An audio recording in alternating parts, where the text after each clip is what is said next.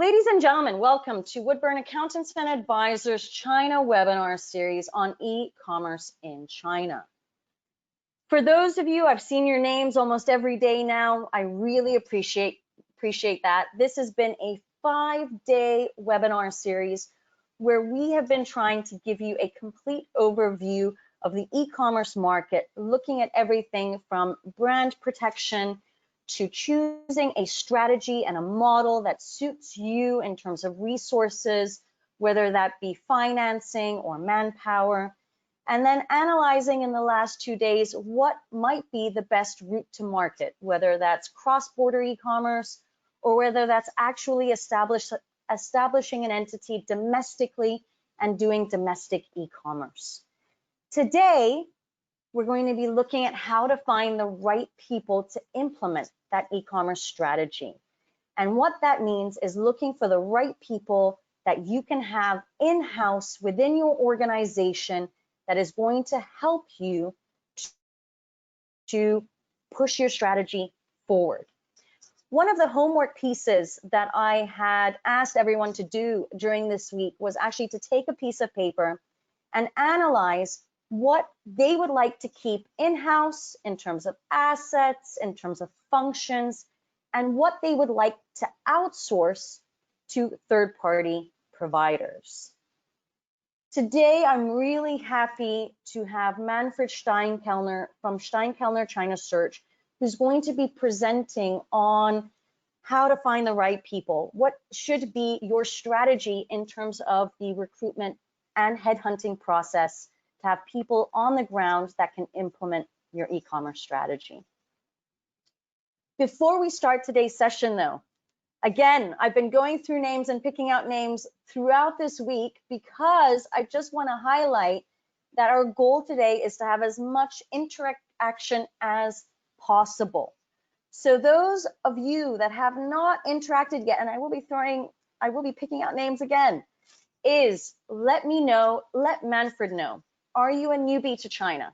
Are you a startup in China? Are you an experienced China hand? What does those words mean? Those words basically mean if you are a newbie to China, are you in the phase of your strategy where you're looking for an opportunity or you found an opportunity, but you're trying to understand what the return on investment would be on that opportunity? Are you trying to fish for information, gain a certain level of education on how things work in China? If you're a startup, usually you've either been transacting with China for a number of years, or you actually have an implementation structure in China. And your focus has always been on the core functions, and you're sort of, let's say, relaxed about the administrative functions and the back-end functions in relation to your organization or even just simply your transactions. If you're an experienced China hand, that would be like Manfred and I. We've been doing business in China for over 15 years. For me, I just hit my 17th anniversary in August. We do always get experienced China hands because we do know that people are either trying to expand on their network or just gain new, fresh ideas and tips on how to do things, how to do business in China. I'm looking at that on a daily basis as well. So please note, come on, guys. Are you a newbie? Are you a startup? Are you an experienced China hand? I'm going to throw names out there. Richard, Paul, Mumtaz, Mika, you've been interacting a lot. I know your profile, you're a little bit more experienced China hand. Martin, Marta, Leslie, Kim, my dad is even on here. Hi, Klaus, welcome. Jose, Joanna, Joachim, please interact, all right? It really always helps. So Richard is saying he's a newbie. Kim is an oldie. Kim's also been joining a lot of our webinars. Martin is a newbie. It's always great to have people interacting. So Martin, 2 out of 3, Manfred, 2 out of 3 responses are newbies. So that kind of might give you a little bit of a background and profile on who's on today. Elena is a medium B. Love that, Elena. Oh, well done. Again, guys, type in, right? Interact with us because it always helps to understand and have a bit of background on who you are. How these webinars work. Okay, first of all, from a technical perspective. Yesterday, I had a lot of technical issues. in terms of my bandwidth, my Wi-Fi, and my sound. I apologize for that. It took about 5 to 10 minutes to get it all fixed up. Cross fingers, so far we have no issues, and hopefully it will stay like that. So if there are problems with me, please be patient. Please, please, please be patient. I will always try to come back on, and we will be finishing today's presentation because we are recording it. It is going up on the YouTube channel, and people can always look back on it, okay? So be patient if it happens to me. If it happens to you, unfortunately, I cannot help you. As I'm running this platform and this session right now, my focus is on the technical side for me to make sure it keeps running, and helping Manfred as well if it does happen to him. If it happens to you, apologies, you're gonna have to try and figure it out yourself. And just remember, the recording will be up on the YouTube channel, so you can always reflect back on it if you do get kicked off the system. Just because I've had this comment made, I don't own GoToWebinar. It's a platform I use, doing my best to make sure the bandwidth stays clear and stays strong. But you know, this is the world we live in right now, and there always are technical issues that pop up. Trust me, my heart pounds when I do run into technical difficulties, so bear with me. We've had fantastic Q&As these all 4 days, and I really, really have been promising Manfred for a fantastic Q&A today. The Q&A does take up a lot of time because our promise to you is that we are going to be staying online till all questions and answers, all questions have been answered, all right? This is going to be 60 to 90 minutes of your time spent. Please use it wisely, right? This is a complimentary webinar. This is free of charge. You've got 2 China experienced hands on here today. Use us, right? Get your answers. That is why we are here today. The goal is to educate you. Today, we're going to be educating you on how to find the right people and to give you tips and solutions around that. We are also going to be providing you with an end-to-end solution that both Manfred and I provide to clients as well in regards to recruitment and having people legally on the ground in China. So stay tuned for that because that will be the last couple of slides. Now, for those of you that are new, and you know, we've had over 150 individual registrants throughout the last 5 days. So I've been picking up names randomly on the people that have been attending. It's been a very, very busy week for me. But those of you that might not have joined, this is just to put a face to the voice. My name is Christina Kohler-Coluccia. I'm the head of business advisory at Woodburn Accountants and Advisors. Why am I able to help you? Well, I think first of all, the reason I can help you is that I do have 17 years of on-the-ground experience in terms of corporate compliance administrative functions in China. I have helped over 500 international companies with their inbound investment. My expertise is purely on inbound investment into China.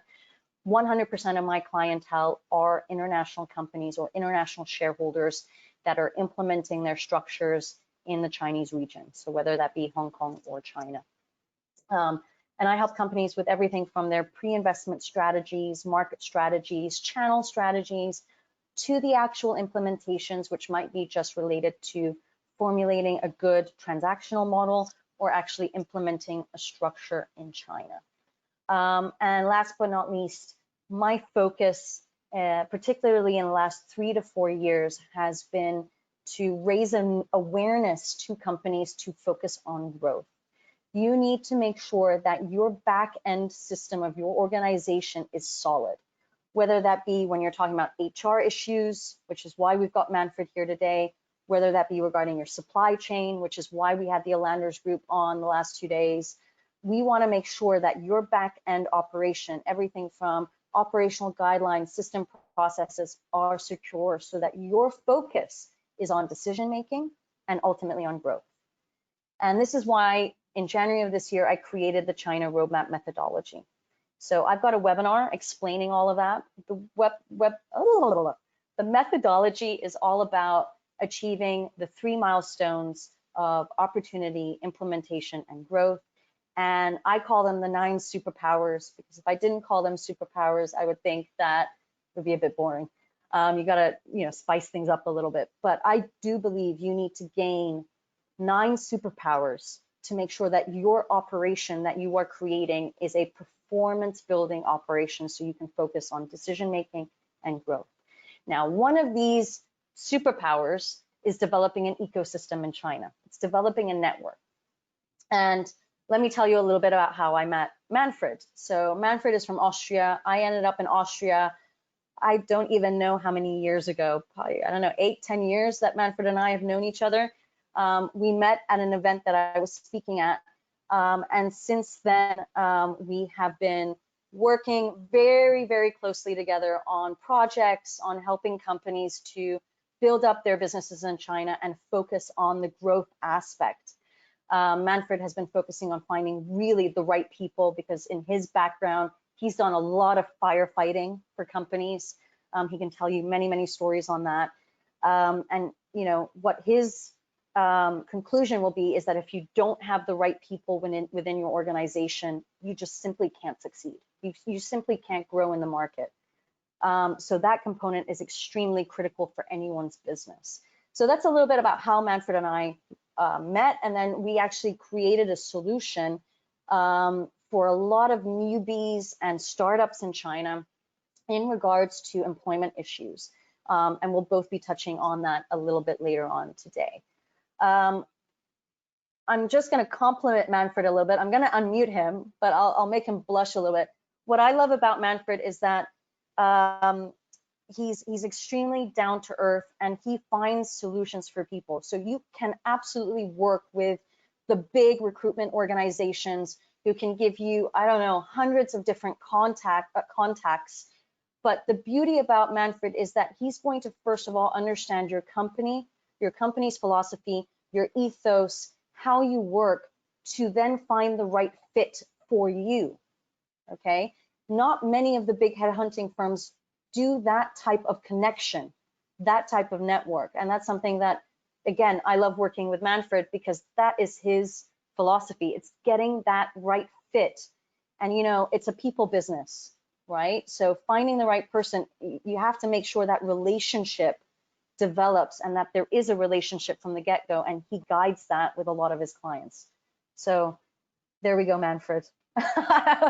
Christina, thank you very, very much for your roses. And I'll know I'll have to return them sooner or later.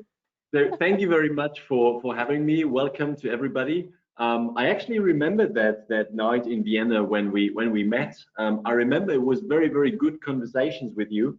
And I think kind of we both agreed that this was one of the best outcomes actually of that evening that we got in touch with each other. So welcome to everybody. It's a pleasure to be here. I'm sitting in my office in Innsbruck in Austria. So for all of those listening in from the UK, and I think that is most of the crowd, traveling is a bit tricky at the moment, but when you think about skiing and snowboarding, do make the link to Innsbruck and then come by, and then maybe there's also an opportunity to have a personal chat rather sooner than later once we are in a good post-COVID stage. So maybe a few short words about myself, but that should not be the key message of today. I started China in 2003. That was up in northeast China, far, far away, rather on the colder side, like minus 35 degrees.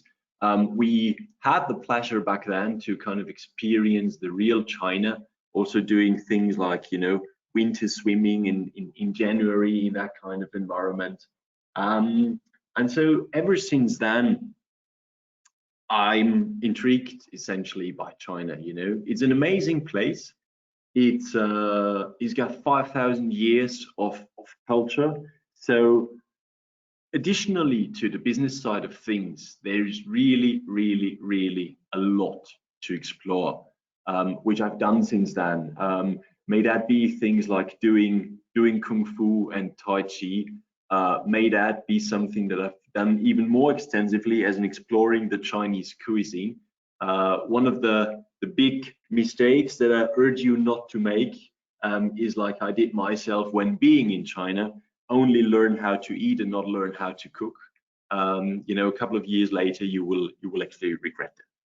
But coming a bit to my professional experience and where I come from, I'm originally an IT guy. So if I had not moved my professional direction to China, I would be a happy programmer, or at least I'd be a programmer. So I really come from IT systems and IT and data side, which maybe is a bit of an advantage when talking about e-commerce. And then, as Christina said, what I did for a very, very long time is essentially when there was China projects or bigger China projects going on, and then in the steering meetings or whatever organizational structures people have, they started to kind of, first turn yellow, orange, and then turn red. Then they would call me, and then I would hop on a flight and kind of get over there and try and understand why things are not the way they are. And essentially, it's been two kind of skills or two attributes that I used in order to be able to do that. The first thing is that I speak Mandarin, which definitely helps. And the other one is that I think, as Christina highlighted a bit before as well, I'm a people guy. I'm interested in other people. And so when things are really not good, you will always be able to find somebody on the other side who speaks to you in their language and says, look, these are the first 11 reasons that come to my mind why things are not the way they are. And so essentially, this is the approach that I use to turn a lot of projects from very, very dark red into at least yellow, or at best times into green, and put them back on track.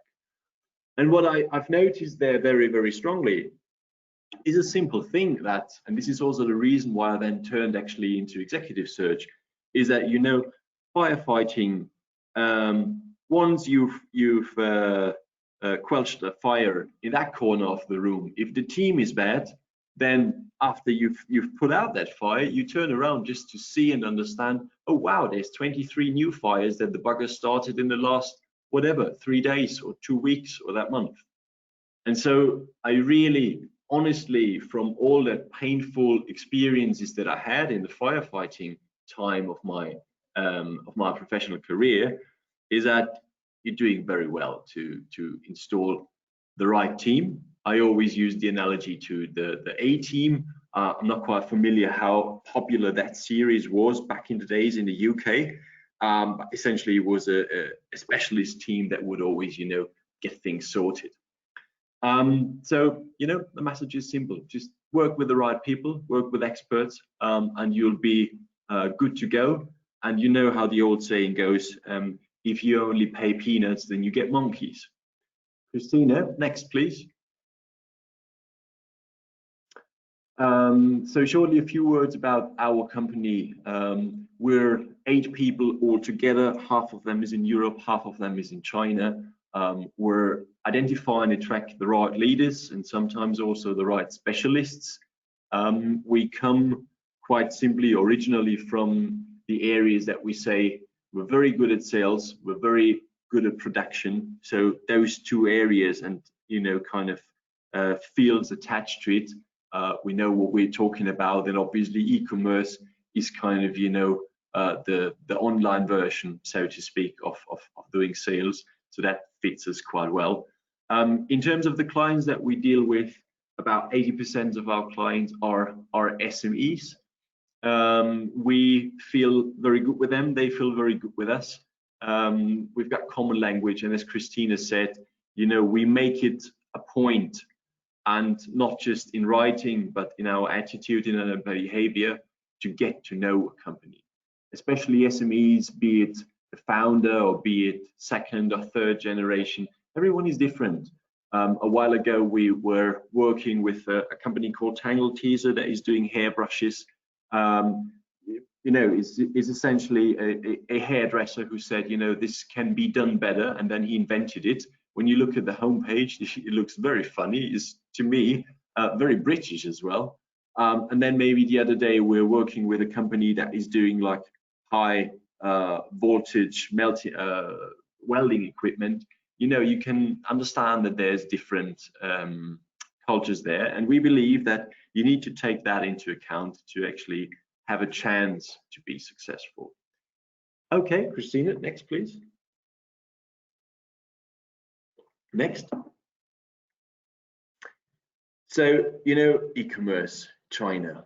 Obviously, that whole e-commerce topic, that's not new. And also the e-commerce topic for China is not new. What a lot of us in Europe maybe are not so familiar with, and here, you know, if this was a room and I had all of you sitting here, I would have a bit of a better feeling on who you are, how old you are, how much chance there is that you've already been to China 23 times, or if you wanted to fly in the next month for the first time. So a couple of years ago, it started then in China that you don't even get a taxi if you don't have an app.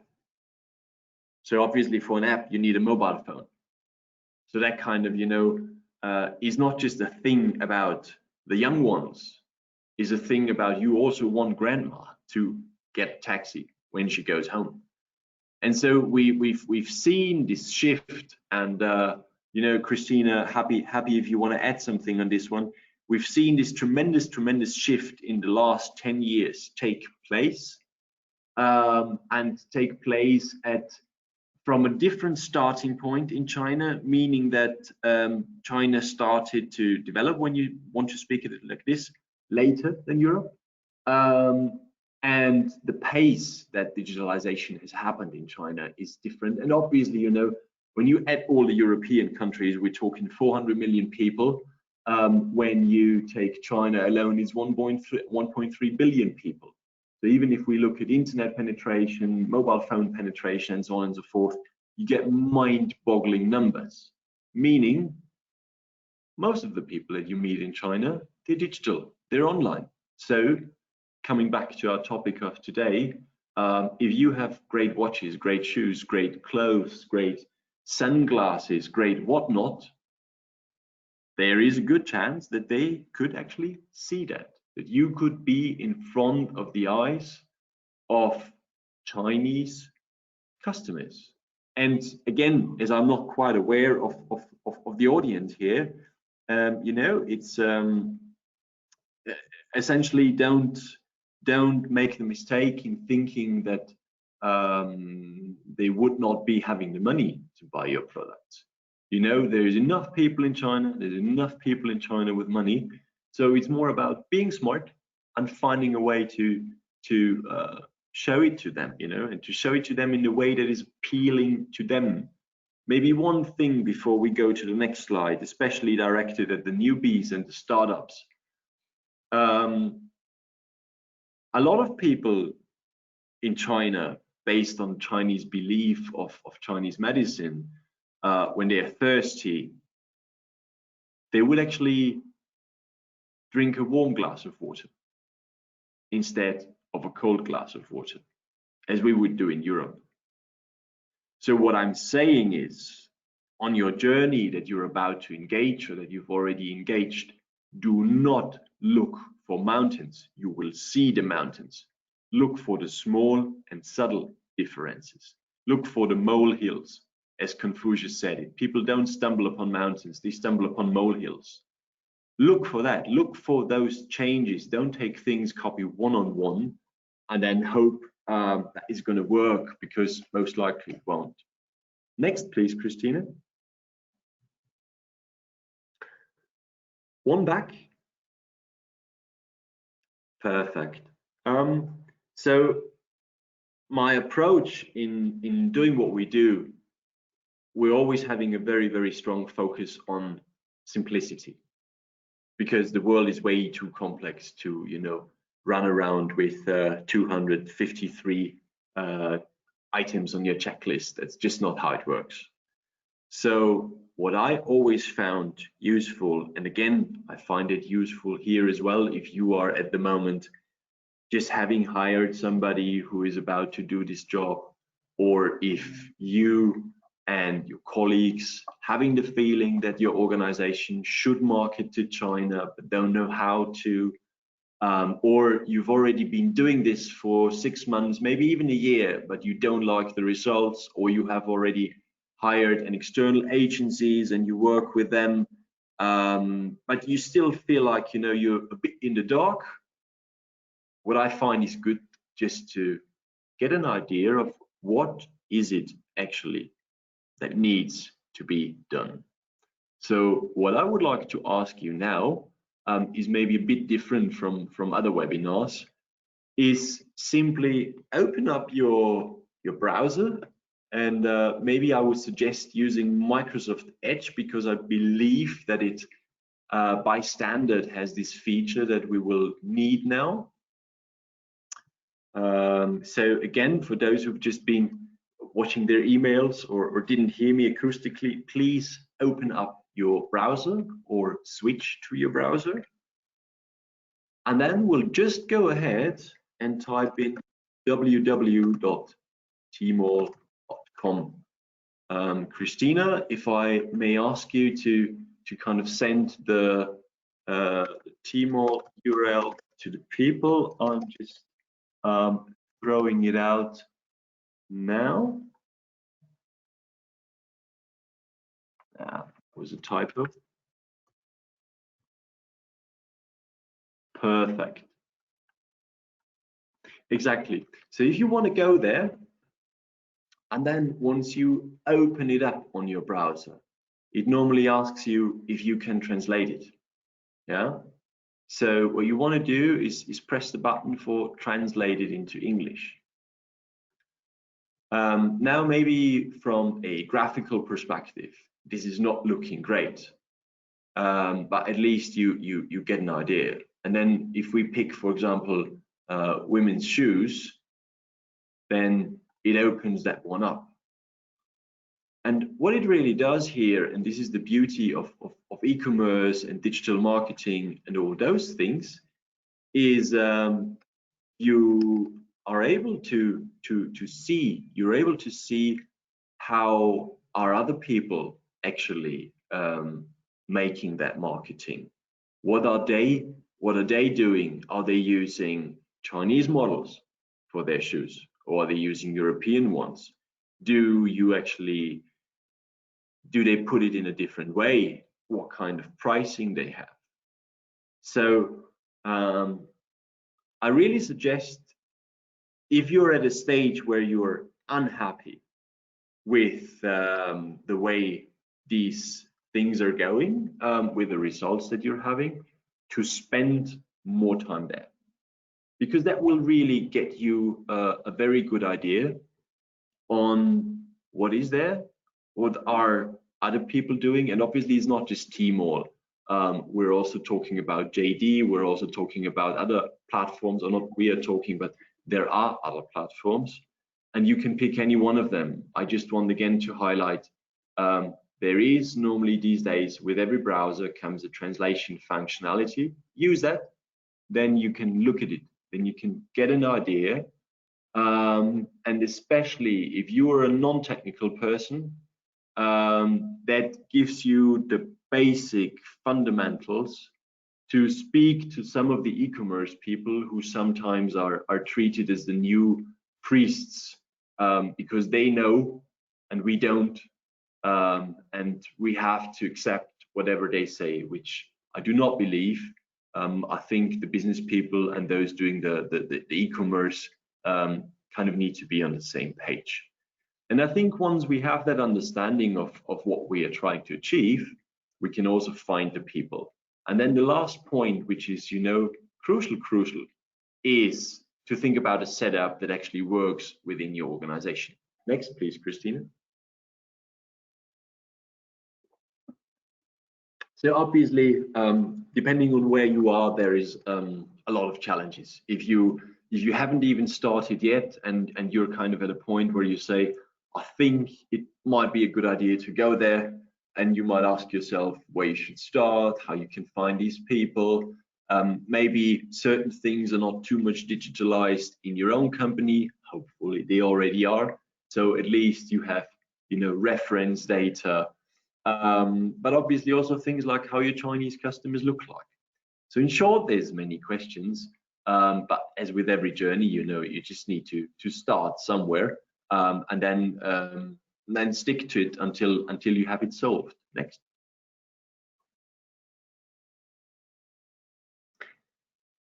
you know, for these things, obviously, you have the opportunity to do it yourself, meaning you put out a job ad, or you go through an agency. That is your personal thing or a budget thing. What might be actually more important question is if you hire these people within your headquarter in UK, or if you want to have them in China. If you want or need them in China, then it's definitely smart to talk to an external agency, but also to think back about that service that Christina is offering, that she can actually have contracts with these people in China without you needing to set up a company. So I think that is quite important for you, because obviously if you need to set up a company, it becomes a budget thing, it becomes an administrative thing, it becomes a hustle within your own organization that they actually are willing to set it up, and so on and so forth. Next, please. So let's say you're doing this with an external agency, like with us, and let's say you signed a contract with Found People. You've got 6 great candidates in your inbox. You've got a video recording of that conversation between us and these candidates. Then, you know, how do you really decide who is the right one for you and who is not when you're looking at those 2 top candidates? Next one, please.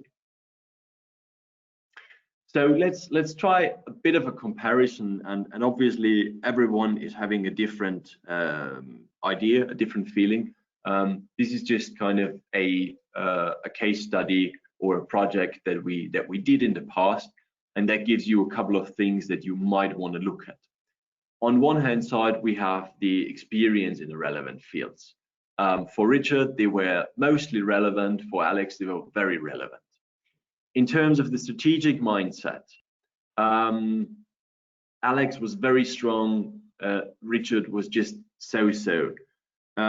This is already, you know, things like strategic mindset and ability to adapt and to change. This is already something for you to consider, where you say, who is going to be adapting it, you know? You will start. When you start, or even if you're at a point where you've started 6 months ago, 9 months ago, or 3 months ago, and it's not working, you will need to adapt. So somebody will need to make the decision on where and how to adapt. So you can either have that with the kind of the e-commerce employee, let's call him or her like this, but then obviously you need to have somebody who is strong on the strategic side, who has an idea of where you want to go, where you want to take them, and so on and so forth. Or you need to combine that person with somebody in the headquarter who is taking care of e-commerce. And this depends a little bit in your setup. So if you don't have nobody in your headquarter who is taking care of e-commerce, and you're focusing on this one, then obviously that will become more important. Hopefully you have somebody in the headquarter focusing on e-commerce overall, and then you don't need to worry about that part too much. Operational performance, candidate A was much stronger on that one. You know, you could let him go and go and go, and he would do he would just keep on going. Industry background, I think this is something that no matter whether you're talking about external partners, whether you're talking about your e-commerce guy now additionally needing to do China, or hiring a Chinese person, I think, you know, it's important that there is an understanding of the product. I do not believe, and I think this is also the weakness of the general providers, I do not believe in a model where you say one can do it all. I can do digital advertisement for power plant providers as well as for women's shoes. Yes, generally, can you hang an ad out there? Yeah. But can you actually get it to work? Now that is very different. That is very different. Then obviously, if you are looking at people, you know, short-term contribution versus long-term contribution, that is something you should really look at. Obviously, you should also really look at, potential team chemistry, especially if you have those people in China. Things like remote leadership need to come into it. So from our perspective, is the question that we always ask is this going to be a long-term success? Do we believe that this is going to be a long-term success? Where do we see obstacles? Are these obstacles rather small? Are they easy to get across? Or are these obstacles large and big? If you want to put it in a different way, or kind of something that we humans are very good at, trust your gut feeling. If your gut feeling is telling you there's something wrong, keep looking. Because the thing is always, if you bring on somebody to deal with that, and you bring on somebody because obviously either you don't have the competence or you don't have the time. So especially with this e-commerce thing, where it's not so easy to wrap your head around it, it will take a while to get rid of that person. So it will take you a couple of months, even if the performance is not there, because you know that they will take a while until they can get started. And then once you have a feeling that they're actually not the right person, you will still take a couple of months, most likely, to actually then get rid of them. Then you need replacement. In Chinese, we'd call that mafan. There's so much hustle involved. There are so many things that you need to take care of, and that is an issue. So go start with the right one. When we're looking at the numbers here, they are from rather experienced people. You can have this with obviously lower salaries, but it depends. It depends on experience with international companies. It depends on seniority. It depends on performance. Here, for that particular company, it was very important to have strong international background, strong performance in their relative fields, and they also had an expensive location where their office was located, so it was high price tags. Next, please.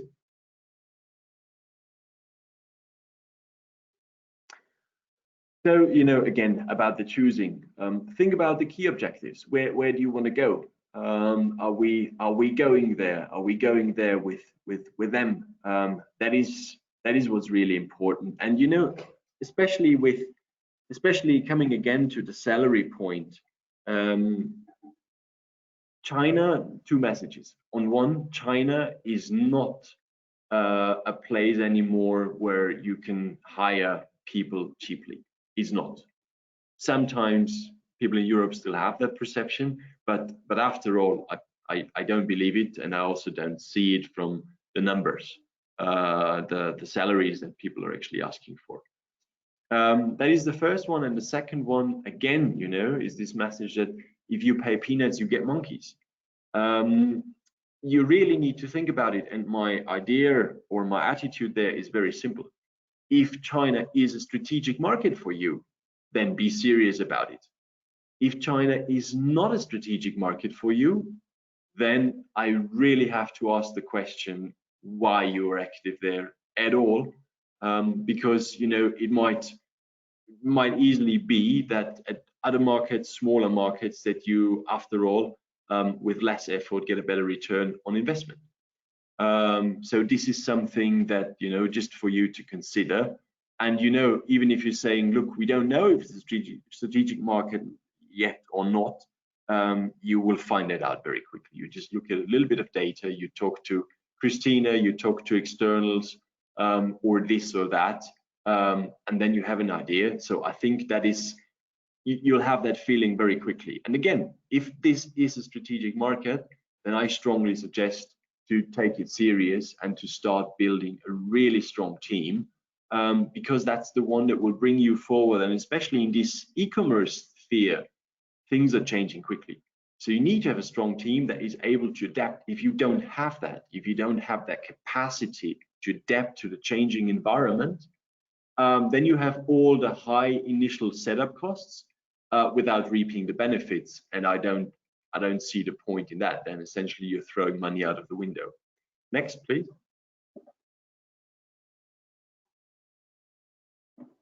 And then obviously, when you are wanting to hire somebody in China on the ground, what is happening a lot is that Europeans think that, oh wow, now I can choose.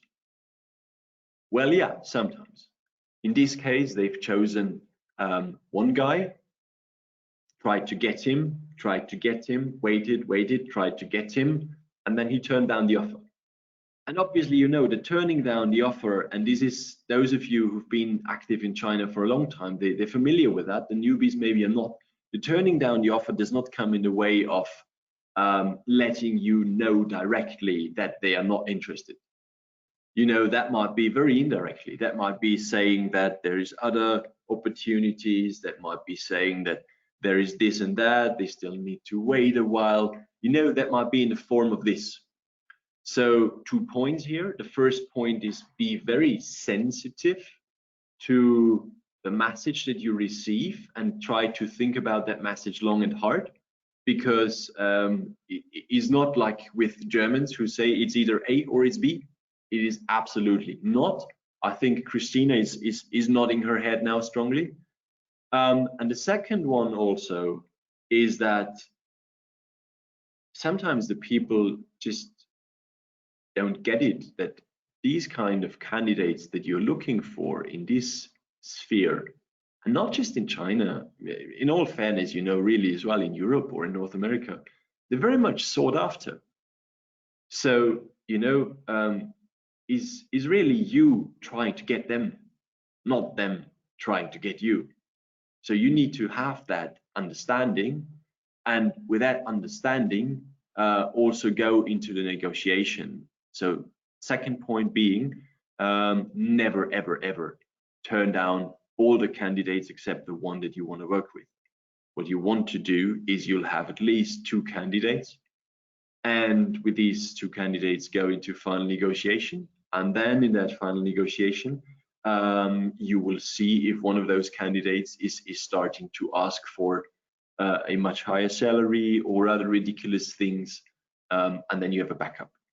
So always have a backup plan that you can actually move ahead, because otherwise you might have had all the work and you are left with nothing in your hands, which is a pity. Next one. And here, you know, here really comes the hard part. Now you have that person. Now how do you bring him into the team? As Christina said before, forming a personal relationship with that person is important. It's not just about work in China. It's really about you're a human being, I'm a human being. You know, find something that people have in common.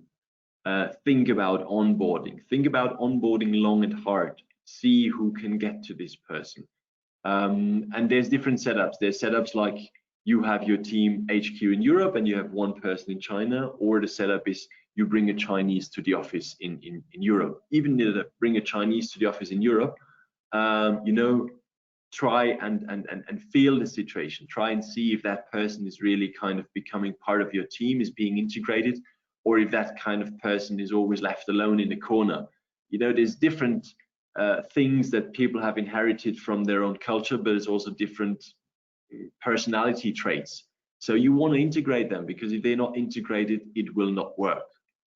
And obviously all of you who already run teams in China, who already have one person in China or 3 or maybe 20, all of you are very familiar that just sending emails is not anymore the way to go. You know, having them close to you means you have a WeChat connection with them.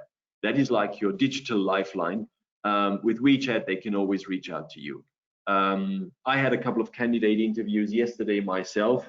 One of the candidates didn't show up. I was asking him, you know, my colleague was trying to confirm the interview via email, and he said, oh, sorry, you know, I haven't looked at emails for a long time. What he really meant is that, you know, email is Stone Age. You're still using Stone Age technology. So, you know, be very familiar or sensitive that you want to have a communication channel with them. And these days, that communication channel really is Manfred.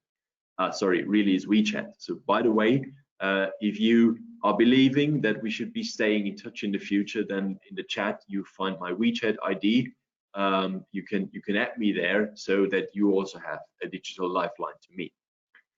So WeChat is one thing. The other thing really also is, and that is about the work when you are in touch with these people, you will ideally want to make sure that the to-dos and everything are kind of in an IT system.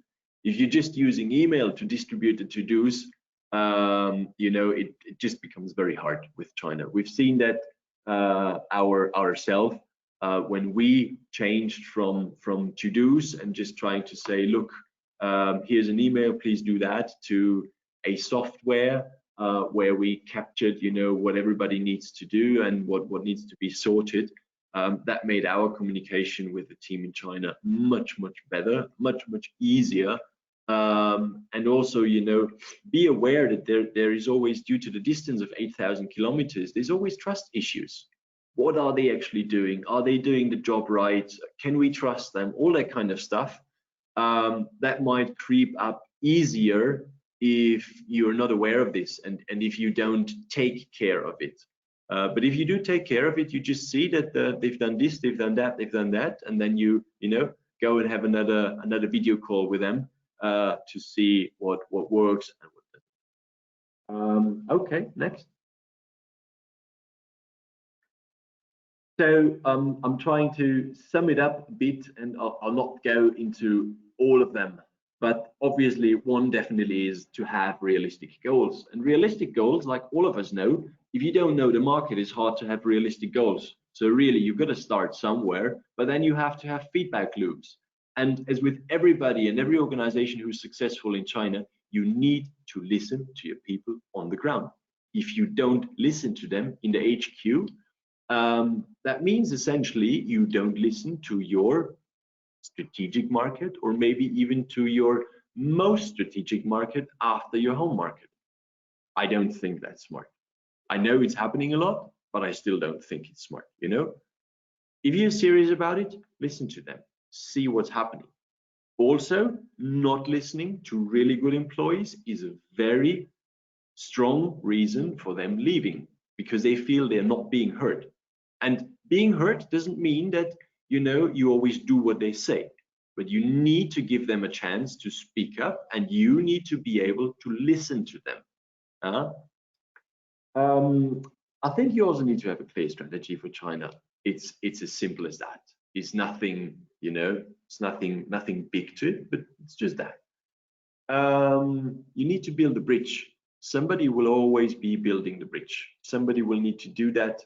Is a lot of effort, and somebody will need to play that role. I think it's a good idea to have one person HQ main responsible, especially if, for example, you're only kind of doing e-commerce in China, and that is also your main route to the customer. You need to be committed to China. If you are not committed, you really need to ask yourself the question if it makes sense to still be there. And if your sales organization or your marketing efforts or what are not working, you know, change quickly, especially in e-commerce or in digital marketing. The great thing is you've got data. So you need to look at the data. I agree, you need to learn how to look at the data, but you've got the data, look at it, change, try, until you find a way that works. Because after all, we're talking about 1.3 billion people. Yes, there are products that I probably would not necessarily go and sell in China, but they're really rather the exception than the norm. So thank you very much. Christina, which slide are we actually having next? Is that where you take over, or is that where I still share? I want to use this slide because this is a slide that I used on day 2 of this week's presentation. How do I begin? And I think a recurring question that's popped up, Manfred, during this week was, we are right now still in the pandemic. There are border controls. I get the impression that a lot of people are unwilling to work with partners, whether that be logistics providers or whomever, or even consider to hire people because they can't have face-to-face interviews or face-to-face meetings. So in the world we're living in, at this very moment where there are border controls, where you can't have these face-to-face interactions, you know, it is obviously much harder to develop a personal relationship. So for those that are out there that are probably, this is a question that's in their mind, how do I begin? How do I start with this process? If I am looking to develop a local team, how can I do it in today's world? I mean, you were saying just now you were doing interviews yesterday, so it seems that recruitment projects are moving forward. How are you helping clients with that issue now? So for us, I kind of start shortly with us and then come back to the initial question. So for us, we have always been obsessed with quality as well as speed. So that obsession has kind of led us to a very simple solution, meaning that we do a first level now we're talking about executive positions. We're doing a first level interview in China, and then we're doing a video interview with Europe. Why? Because it's just faster. You can't always, even if it's a very big and important position, you can't just always start flying people around. It takes a lot of time because, you know, you need to have time up front to book the ticket, to sit the person, blah, blah, blah. So you're losing about a month, maybe even more. And if you're super fast, then maybe it's just what, 10 days, 14 days. So what we do is we simply use Zoom. You can also use other things. You can use, if you don't want to use Zoom, or if your IT says it's too dangerous or whatnot, use WeChat. WeChat has a built-in video functionality. So as I said before, you know, like you don't have WeChat, you're not on WeChat. I use harsher words, you don't exist for your Chinese peers. So you can use WeChat to do that. Coming back to the question, so let's say you are a European or UK-based company that wants to move ahead in China. Flying is difficult, or it's an important Chinese word that all of you should know, even if you don't want to learn Chinese, is mafan. Mafan means it's a big hustle, is mafan. So if that is the case, you've got a couple of options.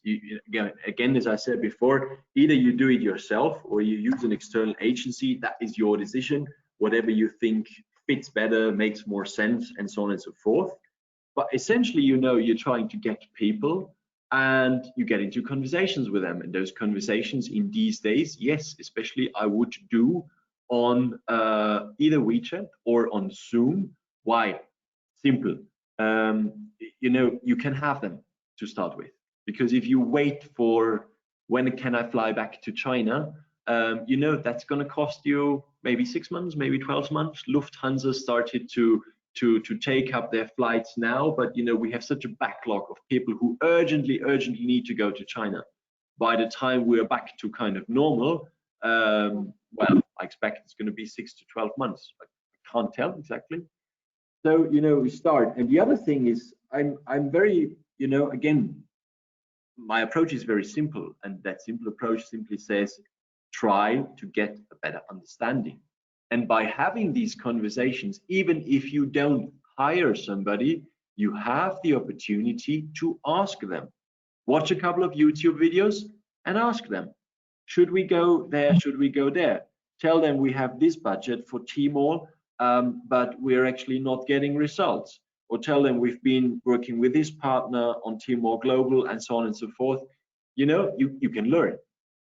You should use that opportunity and use that to improve your picture. And if you're a smart organization, not just your individual picture, but also have that documented somewhere. When I say, you know, have a picture about the Chinese market, it also means you need to have the data somewhere ready that other people than the e-commerce people who have access to all the systems can look at it. Does that somehow help answer the question? Let me add my 2 cents as well. My belief, especially with COVID times, has been the following.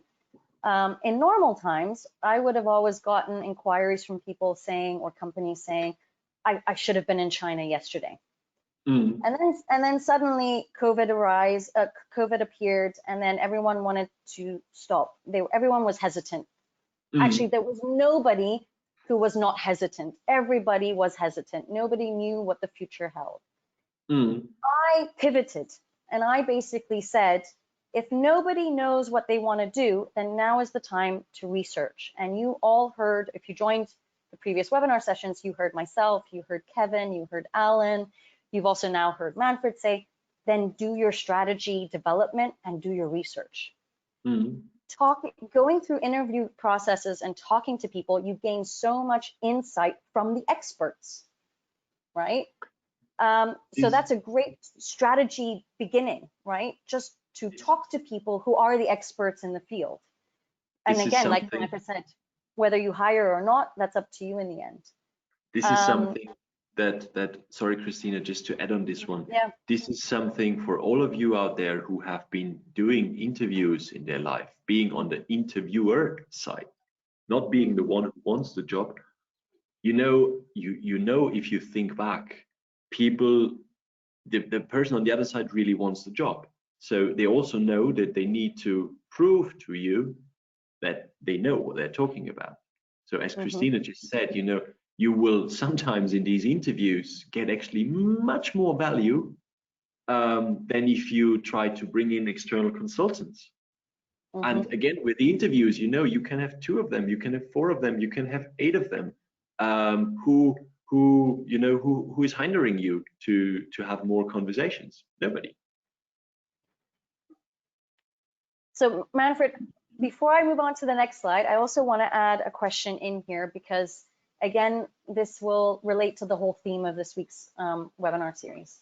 Sure. So if those of you joined Wednesday and Thursday sessions, you would have seen that the Elanders Group provide a whole end-to-end solution with a multitude of partners, Elanders being one of them, Woodburn being another, and then having a marketing / e-commerce provider fulfilling the actual work on the e-commerce marketplaces.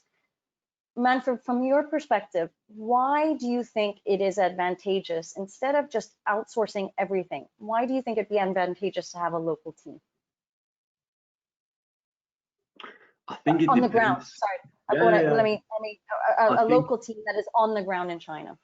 I think it depends on the stage. What I see a lot and what I understand as well is that, you know, when you're new to it, you start and maybe you want to keep the risk low, or you will want to be able to specify the downside, to speak it in the words of Sir Richard Branson. So having kind of an external partner and saying, you know, this is the budget that it costs this year, gives you that, and you can always, you know, pull the plug. However, I think once you start seeing that this is important, then there's 2 things from my perspective why it's important to have it in-house. If you start seeing that China really is a strategic market, then I think you should also develop that competence as an organizational competence, as something that you can do and you can control to work on that strategic market. Very simple, very simple. What happens, you know, if the key people of that external agency leave? What happens if something happens to the external, I'm not saying that don't have others helping you, but I think it's important that, you know, if it's strategic, you need to be able to ensure that you also can do it next year. That's one thing. The other thing, which I strongly believe in, especially if you're starting, the more layers you have in between you and the data, the less likely you actually get to the data.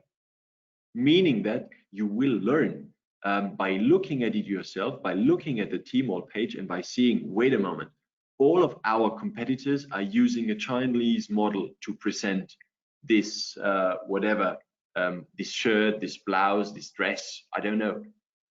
But we are using Europeans, or the other way around. You know, it's these small details these days that matter, or especially if we're talking about B2C. And you will want to create a setup where you have a chance to notice that. And the more people you bring in between you and the chance to notice that, the less likely you notice it. And that for me is has always been a very compelling argument to then bring it on ourselves and see to it that you have that competence in your team. I just want to utilize a case study, if that's all right, in regards to how one of my clients is doing their setup in China. So they are actually a UK food and beverage brand, and they are importing into the Chinese market, and they originally started their structure by utilizing a distributor. And as time passed on, they realized that in order to communicate more efficiently and better and to make decisions and changes more swift, they hired a UK national to be posted in Shanghai to, they call it to support the distributor. I tend to say it is to spy on the distributor, or to have a direct relationship with the distributor so that data can be received faster and decisions can be made swifter. Eventually, this UK national then built up a team because they realized by being on the ground what were the strengths of the distributor and what were not the strengths of the distributor. And one of those non-strengths was marketing. They were not marketing in the way that personified the brand. And so she hired in-house a marketing manager. And now it's building a team that is specifically doing that, right? I think adding on this, Christina, I think for you, for those of you out there who kind of have chosen this route, and I think that route was a very normal one to go, and I see a lot of companies out there like that. What normally happens, or what I see happening a lot, is that, you know, that distributor, although when you got in touch, they have said very, very different things and have told you about much greener grass and a much warmer sun. They have not, you know, focused on your product or on your brand as you think it deserves. And so, you know, I think it's normal to add this marketing capacity. And, you know, again, this is why I want to highlight that importance. It has always been a huge issue with China to bring it from the dark into the light, to change from intransparency to transparency. And with e-commerce, you are actually having an extremely good opportunity to get there because it gives you data. And, you know, once you have that, you'll get a better picture. If we go back 10 years without e-commerce and with just, you know, having a strong distributor in China, picking up the data, you know, says he's delivering to Sichuan, he's selling to Dongbei, he is, you know, having offices in Suzhou and in Guangzhou and whatnot places, you know, just to figure out if that is true, to send people there and to kind of do all that, you know, work, that takes a lot of time. Now you're actually having data, and now you can see, are they doing marketing activities in Sichuan? Or if they say they're doing activities, do you see that there is more incoming traffic? You know, you can do all these kind of things. And that is something that I think personally is on one hand side exciting, as well as if you have the willingness to dig deeper, is something that offers you real strength, but it's a journey. You don't start looking at it and master it.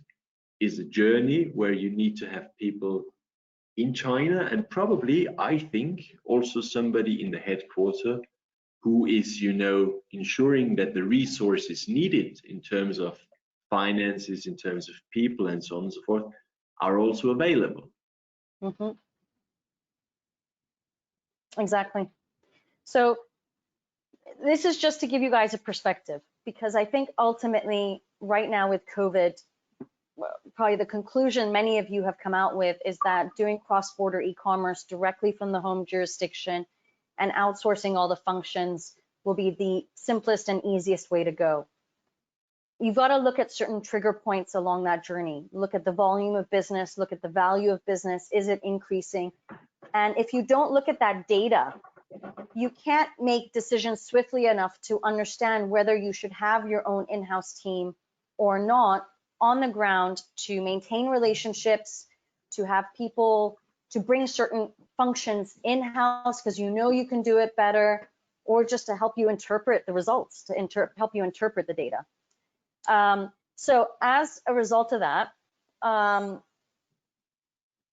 Steinkellner China Search and Woodburn, we offer a type of solution, which is where if you're not willing to invest in an actual entity on the ground in China yet, which is extremely understandable, and you're okay doing cross-border e-commerce, but you want some people on the ground that you can hire, that can help you do all of these additional functions that maybe you don't rely the outsourced providers to do for you.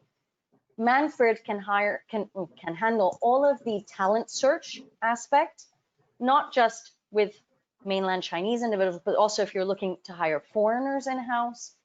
And what Woodburn can do is we can hire those individuals in-house to then make sure that their employment structure, their payroll is all in compliance, meaning that individual income tax is being paid in China, social insurances are being paid in China, because having direct freelance agreements is not legitimate. And it's a leverage piece that many employees in China utilize to get more from companies. So keep this solution in mind. If you are in this stage of, you can't travel, you're not ready to set up an entity, but you want to begin, you want to get going, you want to start, right? You want to have your own team on the ground. This is an amazing solution that we can offer you in terms of talent search and then hiring individuals directly on the ground. Manfred, anything to add? I think you've said most of it. The beauty of it is lean. It's essentially a lean startup setup into China. It offers you all the flexibilities of having a team on the ground. And I mean, again, here, maybe just for those of you who've listened to Christina and who've already recognized that she is smart and knowledgeable, what really is great with Christina, and I think this is also why people like to cooperate with her, and this is why I definitely like to cooperate with her, you can count on her. She will be available. She is an extremely strong communicator, and so it also means if you start into a project like this, there's many companies out there who say, I do this, I do that. Yes, it's true, but the question is also about how are things being done. And you can get hold of Christina, you can reach her, she will explain things to you, and if there is roadblocks, she will find a way to either walk around them or to blow them up so that you can pass through. And I think Christina, talked about these superpowers. You want to have an ecosystem, so if you are thinking about building that ecosystem, work with people who can get things done, and I strongly suggest putting Christina in your team, because it's just much more fun having good people on the team than the other way around. I mean, with everybody that I try to have in my ecosystem, Manfred, it's those of us that have a positive attitude towards China. We have to admit it's our jokes that bring us ahead, Christina. It is. It's our sense of humor. You always have to have a little bit of a laugh when you're going into the Chinese market. What else can you do? Well, exactly. So let's leave it up to the questions. And I do want to hit on a really interesting question.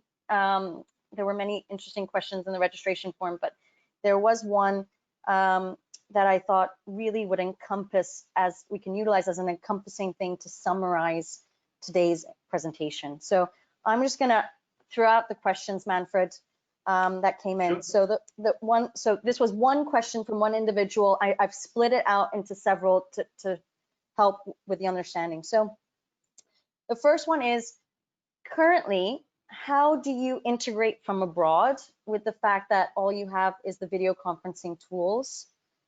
How do you entrust and then trust people on the ground to do the service and work for you? A question that I get asked a lot is, if I'm paying someone a salary, do I know that they're really going to work for me for 8 hours a day? The next is how can you test or rely on the know-how of a person you're looking to hire? And I think all of these questions are really interesting, even if you are looking just to partner with people, because these are questions you should actually, whether you're partnering with someone or whether you're actually trying to hire someone, these are all really relevant questions. And I think the answers are all the same. And the last one is, which I think is the most important, is how do you not let them dictate the journey? How can you have some control in place that the roadmap or journey or strategy will remain in place, that they don't take over your business? So it's how to integrate from abroad. How do you entrust and trust the team you're building or the partners you're having? How do you rely on their know-how?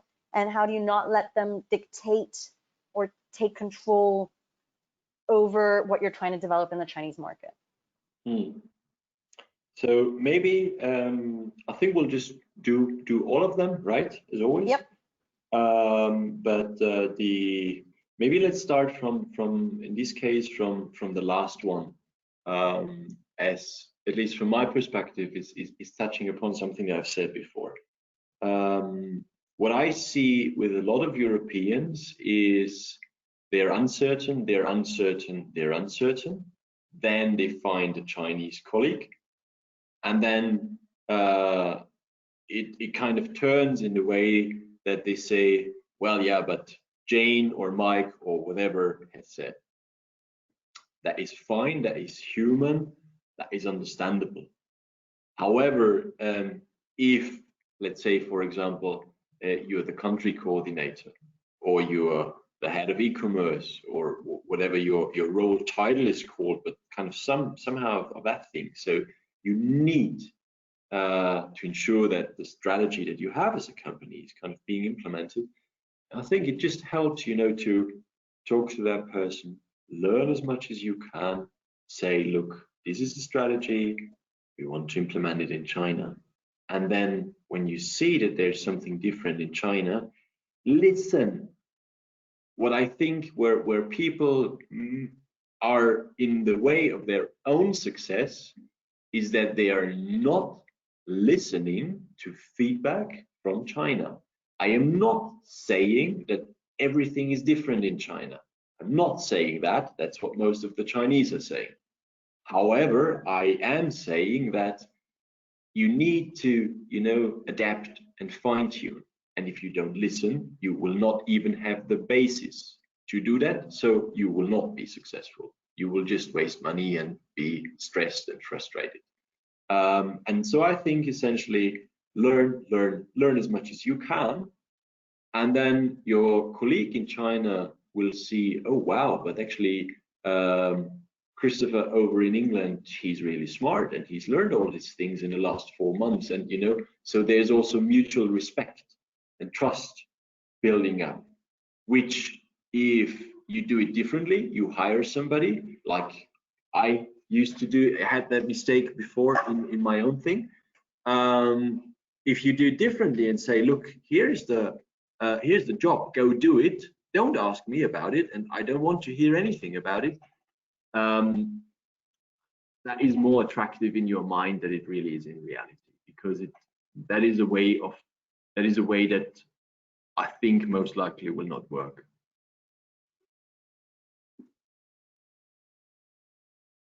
I'll give a little bit my experience, if that's okay, in terms of how to not let them dictate you. I've seen all extremes.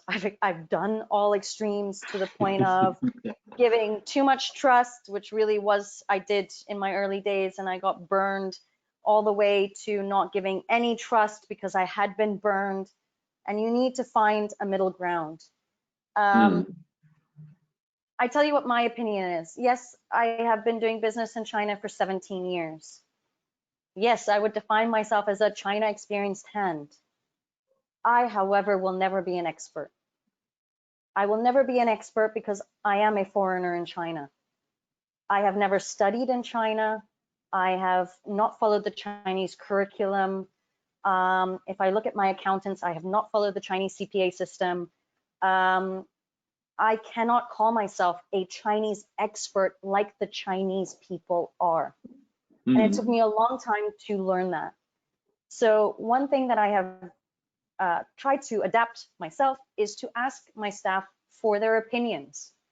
Whether I will take it or not is another thing, but I will ask for their opinions. I will ask for their advice. I will ask them, am I going strategically in the right direction? Do you think I should change something? Do you think I should not change something? And that is me being extremely proactive with them and having this open dialogue.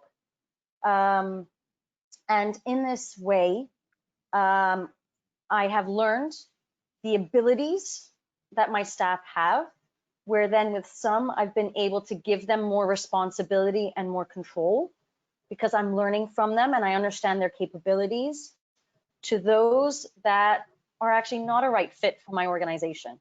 But if I don't have this open dialogue and this open communication, you know, you guys all have to imagine, if you're sitting in Europe, it's a 6 to 7 hour time zone difference right now. And this is an obstacle that everyone tells me, oh, with the time zone issues, we can't communicate. I mean, of course you can. I mean, what are you talking about? You can always find a time slot to have a conversation. Okay, that's no excuse. If you tell me, oh, they only speak Chinese, well, why are you hiring people that you can't communicate with? You should be hiring individuals that are bilingual and speak English, so you have that ability to communicate. Those two are not obstacles, in my opinion. That's you, pardon me, being very silly in terms of your selection of a candidate, okay? And to say that there's no ability to have a communication is false. You have the control, and the war stories that I have seen, and I have honestly also seen this during COVID, which has truly upset me, is the lack of communication and the lack of time and resources head offices have spent to just simply communicate and talk and build that bridge, as Manfred highlighted, where, you know, where they understand, they have that transparency of what is going on in China. The war stories are basically where you've hired someone, you've left them to fend for themselves, or you've got a team of people, you've left them to fend for themselves, you've given them no direction, and of course they'll take over, right? You're not following up, you're not being proactive, you're not discussing with them, and being that we can't travel, that's no excuse. You can always find a time slot for a call, whether it's 10 minutes, 30 minutes, 1 hour, 2 hours. I mean, that's just no excuse. Underlining again 2 points that Christina made and that are extremely important for those of you who don't have, to put it in numbers, more than 5 years of China experience. A lot of Chinese, by tendency, I'm not saying all of them, but by tendency, or call it even by stereotype, are not so active. So, yeah, you know, if you want their feedback, so if you want their feedback, go actively approach them. And I think that's why Christina kind of has developed this style, because she has found that this is a style that works. Yeah?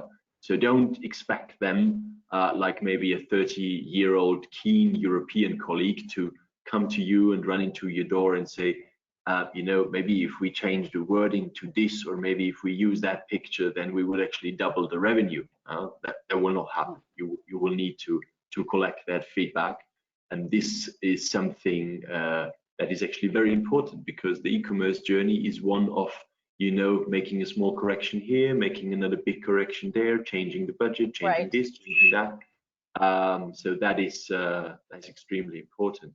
And also touching upon what Christina just said, I've made the same observations, and you know, it's not about finger pointing, but really, in all fairness, in all honesty, if it's a strategic market, get moving.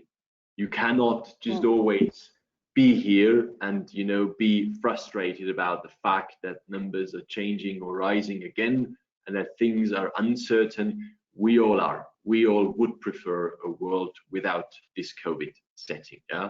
However, at the moment, it's not there. It's just not there. So it is what it is. We have to accept that. We even have to embrace that.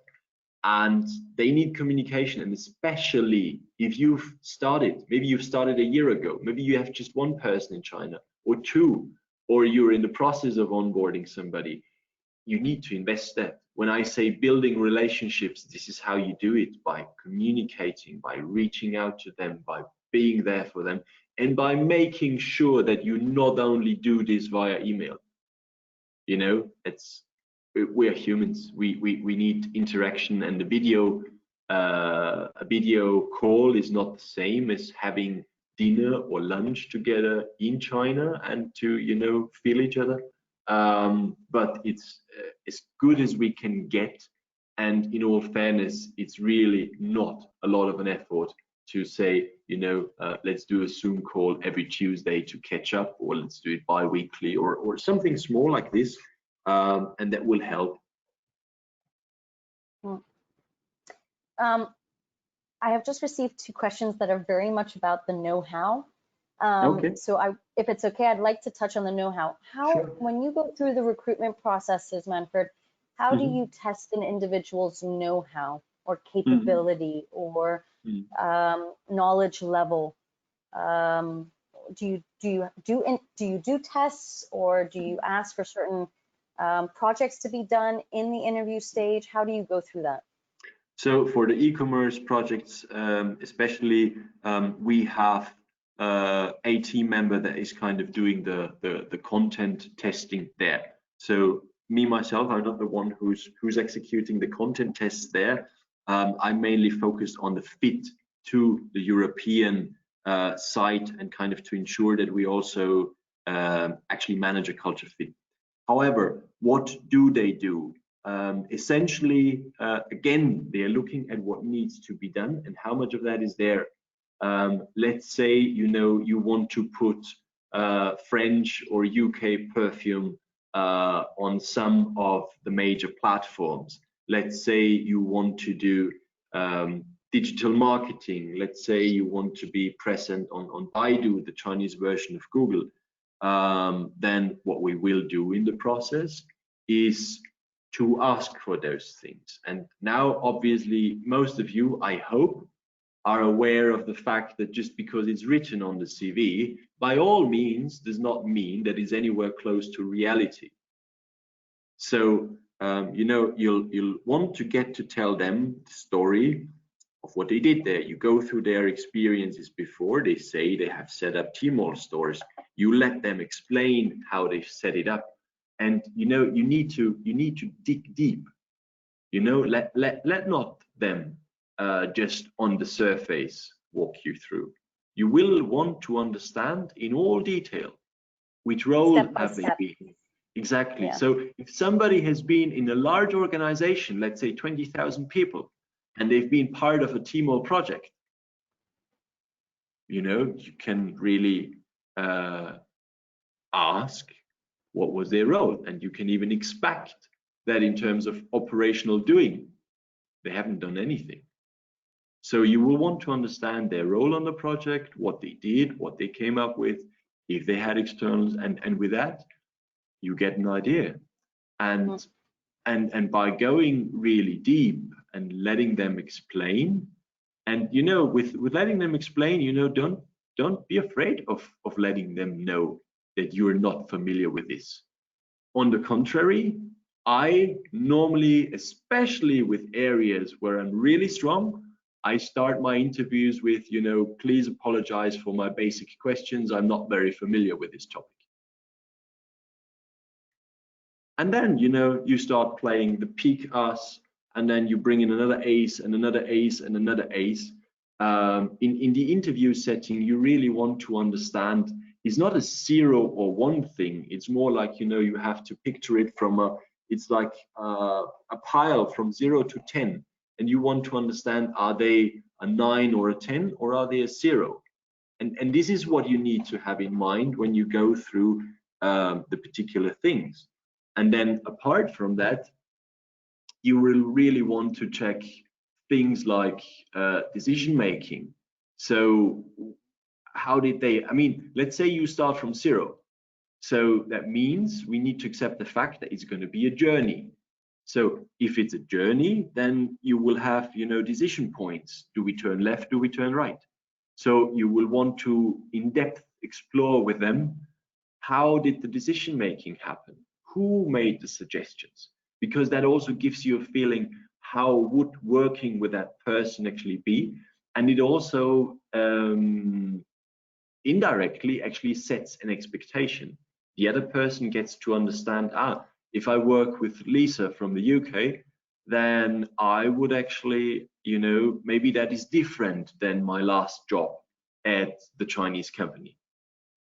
And so this is, this is what you do. And then you will find that some people, they started at a very high level and increased that level to even more. And, you need to accept that doing this is very different from starting from zero.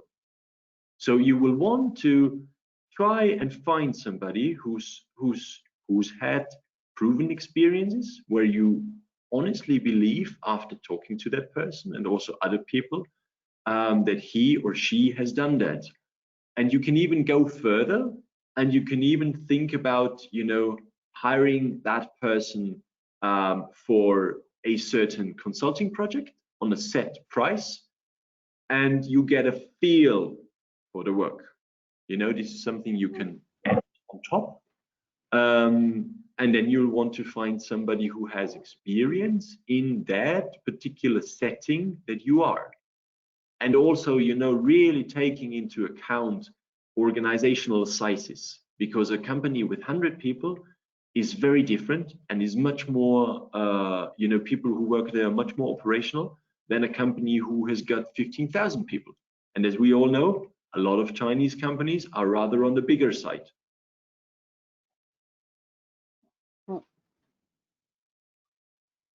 So let me read out the question from Kim, because I find it very interesting, which is, how do you get over the issue of confirming a person's resume or work character reference? I have many times had issues where the references are fake. It's even a challenge to get through calling the company reception and to speak to HR to find or speak to that company's HR from the previous employments of that individual. There's two things. On one hand side, there is social security references. There is a system where you can check how long they have been there, so that helps you to actually see, have they been, working with that company. That is point A or point B, depending. And the second point, and that is important, and I've had to learn that the hard way in China: never take the monkey. Taking the monkey is something that, when they are applying for a job with you and they make you to call HR in general and to confirm that, that is taking the monkey. That person on the other side, it's his or her responsibility then, to a good CV means that you have reference points in there and you can call that person, or that person will, even if he or she doesn't have great relationships to HR, he will have other people to put in there and to say, at that time I worked with that person, you can call them. And yes, you can, fake many things. However, then you get a feeling if you call that person, and you'll see, is he or she just a friend who was given this task to kind of confirm, or is he or she a real colleague at that point of time? And so I would use something like this, but especially, Kim, don't take the monkey, because once you start doing that, you're going to be very busy. Yeah, I agree. Ask candidates to offer you the references as part of the role. I mean, this is what I do when I'm interviewing somebody ahead of time. I want to look at their university certificates. I want to look at their hukou status. That's a very technical term. I won't go into details on that. And we'll want to look at 1 or 2 reference points, whether it be reference letters or contacts that I can reach out to. And usually I would want it to be their managing director or their line manager that they were working with. I don't necessarily want to talk to HR, because they didn't work with the individual. So what's the point of talking to the HR. I want to talk to the line manager. And it might not be for the company they're in right now, but certainly for the previous companies they worked for, why not, right? And I mean, also to add shortly, Christina, you know, it's in China, that kind of that being in connection, or that, you know, a call like that is nothing special at all. Right. So you're not asking for something that is out of order, or that is not okay. It's not. Yeah. There's a question from Elena, who had audio difficulties, but now it looks like she's back. So I'll ask her question. What method can we have in order to discern clearly, unequivocally, when a local in China just needs to be educated on correct processes, or if his or her behavior is such that will need to be considered inept for the work? Well, Christina, you need to help me to make the question shorter and for me to understand. Okay. I'm not sure if I got it right. Okay. Sorry, Elena. We'll get it. We'll get it and we'll answer it. Well, that's just part one. So the question part one is, so basically when you've hired an individual, right? Mhm. And I assume they're in the probation period.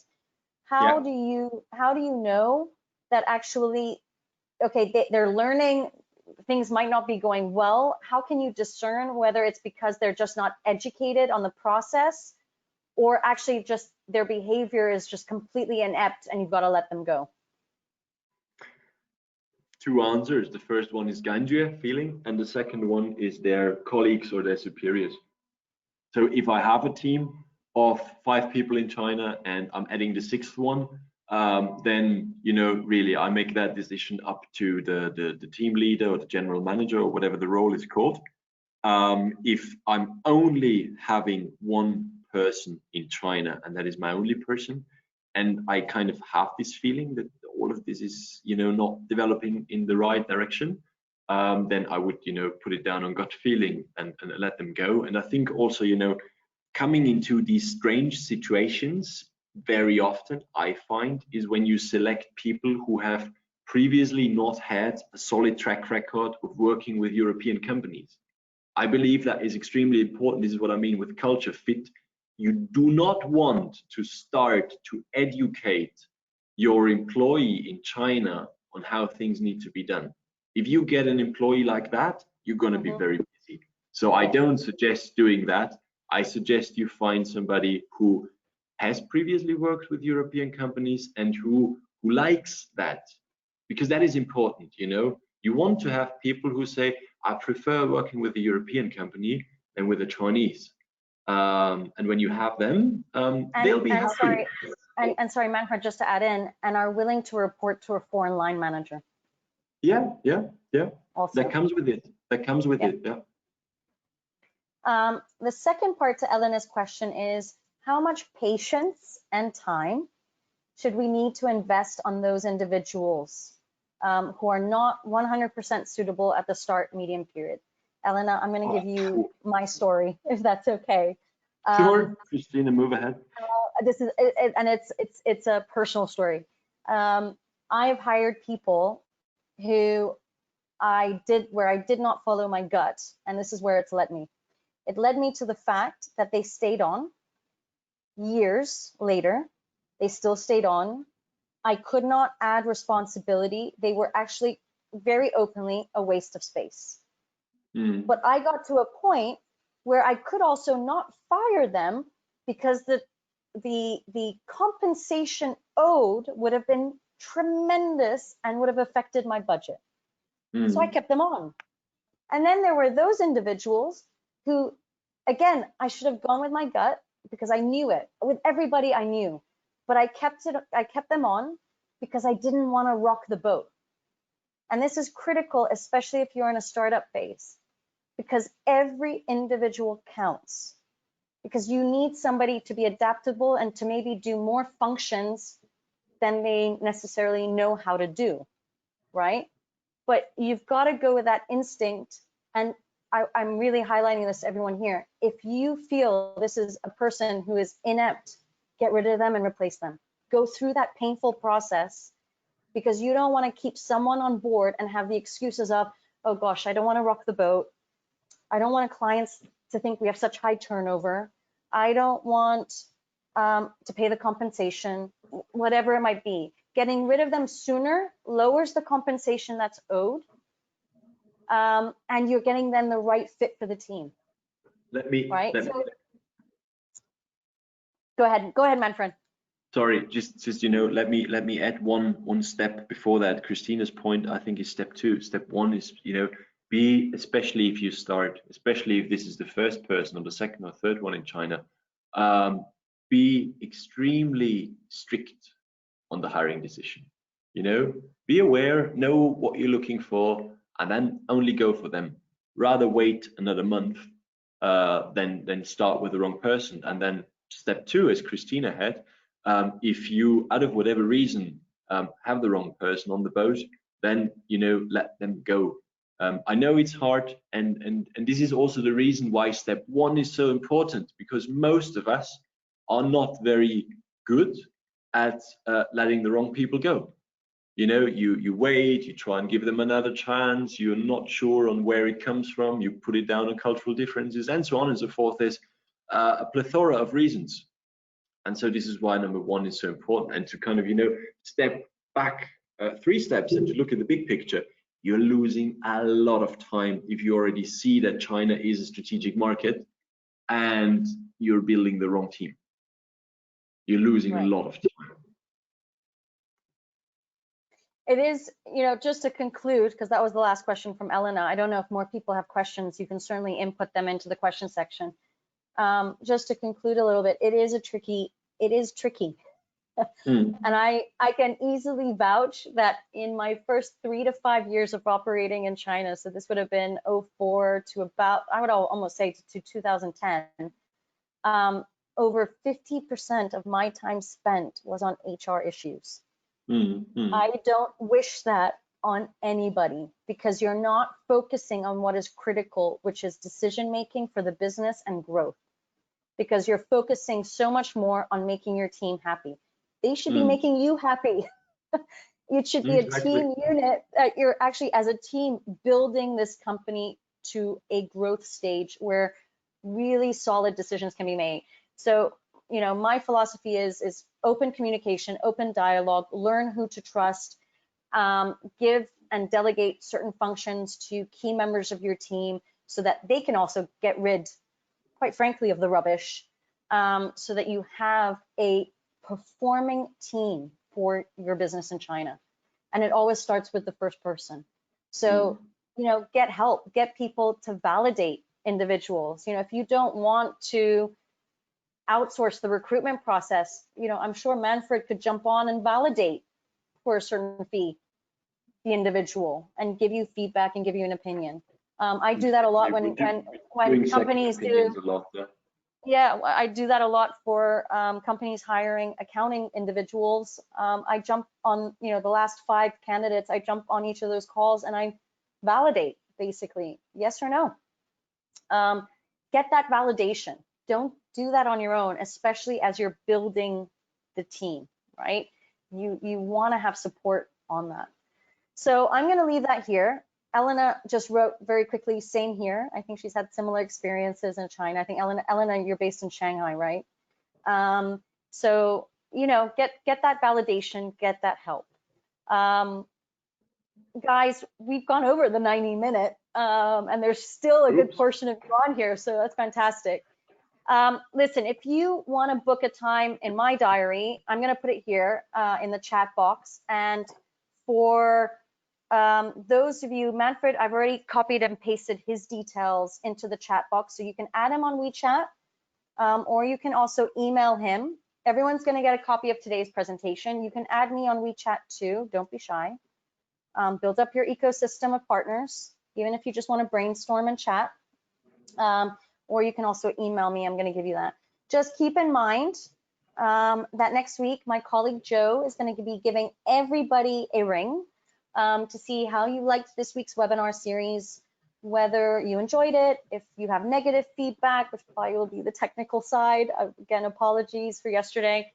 Also, a question he'll be asking is, do you have any topics that you're interested in for future webinars? And just generally, he'll say, do you want to have a meeting with Christina, or do you want to have a meeting with any of the partners that came on, any of our guest speakers? And then Joe will be organizing all those things as well. So expect that phone call, please do. And then just at the end here, our upcoming series. So we've got a China roadmap webinar on the 13th of October. That's already up on our website at woodburnglobal.com/events. And then from the 26th to the 30th of October, please watch out for the time zone changes. We're going to do a webinar on what research can you do in your pre-investment stage for market entry into China. So everything about business plan, business scope, capital, corporate structure, who are you going to appoint as key individuals within your organization, finding the right location, bank accounts, all those very fun stuff that you do need to know about when you're incorporating in China. So Manfred, thank you so much for coming on today. Christina, thank you so much for having me, and thanks everybody for staying along with us for such a long time. I'm looking forward to hopefully have a chance to speak with you in person, or even have a chat in the coffee. And thank you so much for taking your time and being with us. So we'll see you all again very soon. Have a fantastic weekend. Enjoy yourselves. I know I'm about to open a spritz for myself. I'm exhausted. Enjoy. You deserved it, Christina. You had a full week of webinars. But I hope all of you did. I know there's going to be a lot of information for you to digest. And again, utilize us as your partners to help digest and dissect all of that information. So thank you again, especially those that joined all 5 days. Brilliant. I'm really honored that you took the time to do that. And I hope to see you again in October at some point. Thank you and goodbye. Thank you. Bye.